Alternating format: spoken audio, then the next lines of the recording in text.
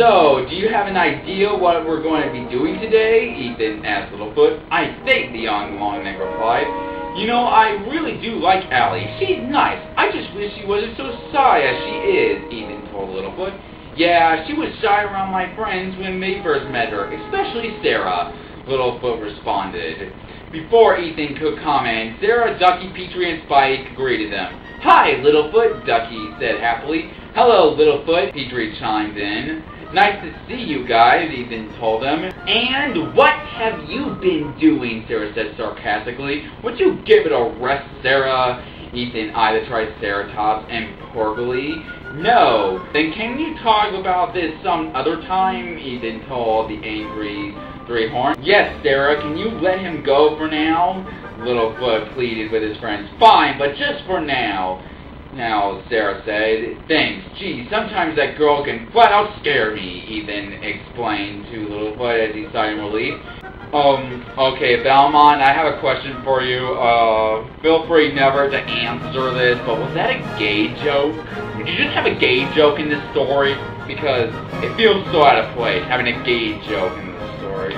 You're welcome. Now let's go find Allie, Littlefoot told Ethan and the gang. So they went over to where Allie's herd was settled and where they would stay for some time. Allie was just beginning to wake up. She opened her eyes and smiled upon seeing the lush vegetation of the great valley in front of her. She began to hear footsteps. Allie turned and saw Littlefoot and the gang coming towards her. She immediately noticed Ethan with them, and this made Allie quite nervous. She let out a sigh. Ever since she first met Ethan the previous day, she had been quite shy around him because he was just so different. Allie had dealt with this and gotten over this issue before, when she and Littlefoot, along with the rest of the gang, went to the land of myth to get the night flowers in order to cure Grandpa along them. But with Ethan, that just wasn't the case. Allie, Littlefoot said as he approached her. Hi, Littlefoot, Allie replied shyly. We're going to the sheltering glass to play Sharp Tooth Attack. Do you want to join us? Littlefoot asked her. Is Ethan coming too? Allie asked, again in a shy, hesitant tone. Littlefoot nodded. I don't know if I can go with you then, she paused thoughtfully.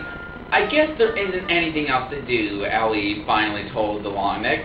So you'll go? Littlefoot asked. I'll go, Allie replied.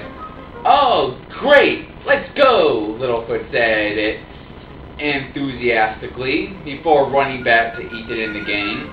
Is Allie coming or not? Sarah asked impatiently. She's coming, Littlefoot replied. Well, at least I can get to know her a lot better, Ethan told him. He was really trying to befriend her so she wouldn't have to be so shy around him. But sheltering grass on other side of sinking sand, Petrie exclaimed. And why didn't you tell us this earlier? Ethan asked. Well, one day when we were playing in the valley, we were going to the sheltering grass, Littlefoot started saying. And while we were at sinking sand, Sarah tried to jump across and fell in, Petrie continued. And when we tried to help her, we all fell in and our parents got us out, but they were mad.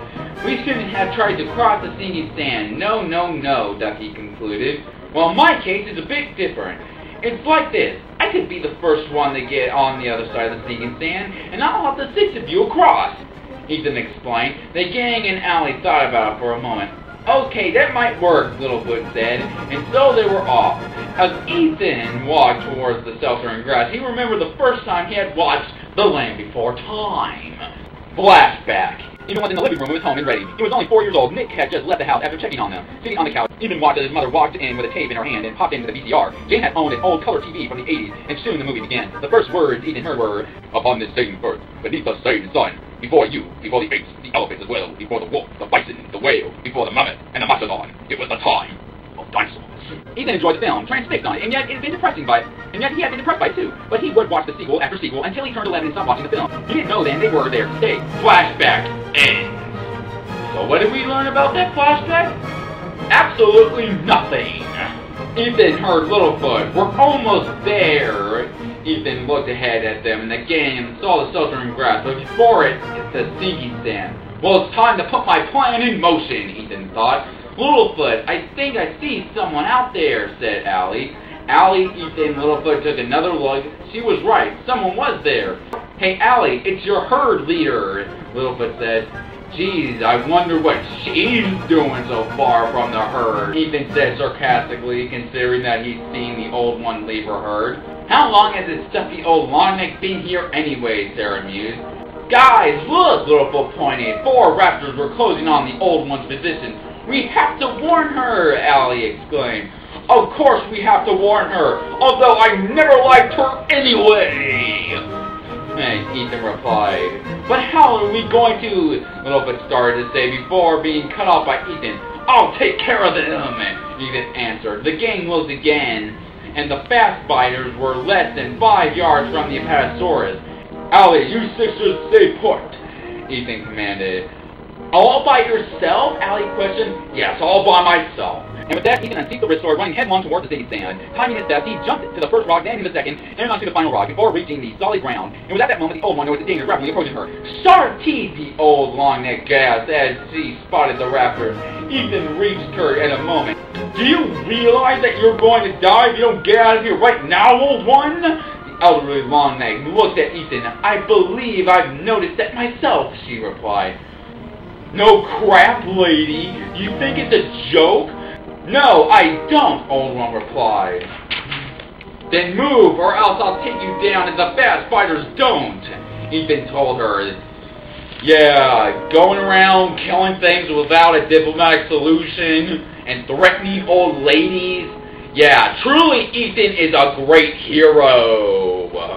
The old longneck turned across the sinking sand. The 4 raptors approached she and Ethan from behind. I'll take care of these sharp teeth on my own, Ethan told the old one. Be careful whatever you are, she replied, before crossing the sinking sand and simply walking on the rocks. Ethan turned to face the velociraptor, suddenly recognizing one of them, the one raptor that had started the thundering falls. You! Ethan yelled at the raptor. In reply, the raptor growled at him, saying something in shark teeth. This time I won't let you live, Ethan said. Suddenly, all 5 of the carnivores charged at their prey and attempting to pounce on Ethan. But he was ready. Ethan swung his sword, gassing the raptor's on his side and stabbing it. Another raptor attacked Ethan from behind, but Ethan quickly turned and charged at the raptor. As the carnivores tried to charge him, Ethan slid under the raptor and drove the wrist sword blade into its belly, then rolled out of the way as the 3rd raptor climbed onto its back. Giddy up, sucker! Ethan taunted before splitting the velociraptor's throat and jumped off the dying beast. Ethan turned to face the 4th and final raptor, the one he scarred. Ethan charged at the raptor, came to strike it with its upward slash, but the raptor dodged his attack and struck out with a killing claw, suddenly slicing Ethan's left leg. Ethan cut the raptor's right claw and kicked it, knocking it into the ground. One blue shrug, he impaled the raptor. It's finished, Ethan said, only to feel his shoulder painfully dropping. He looked at it and saw that a raptor had bitten him. Although luckily he hadn't taken a large chunk of his skin off, the fight was bleeding painfully. Darn it, Ethan groaned as he made his way across the sinking sand, reaching to the gang and the old one, trying to make a light of his injuries. Ethan remarked, well, I guess if we got to play Sharp Teeth's attack, I would have been beat. Let's go home. Well, yeah, there you go. It's Chapter 4, and as you can tell, this canon actually sucks a lot. But you know what?